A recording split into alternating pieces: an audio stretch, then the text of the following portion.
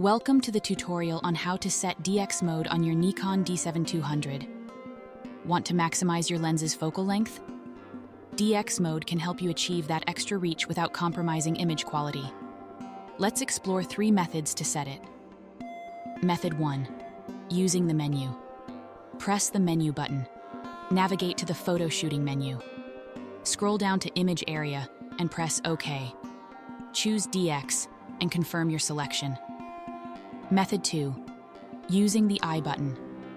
While in live view mode, press the I button. Navigate to image area and select it. Choose DX from the options. Confirm by pressing OK. Method 3. Using the info display.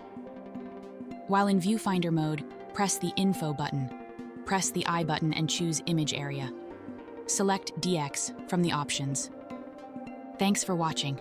If you found this tutorial helpful, please remember to like and subscribe.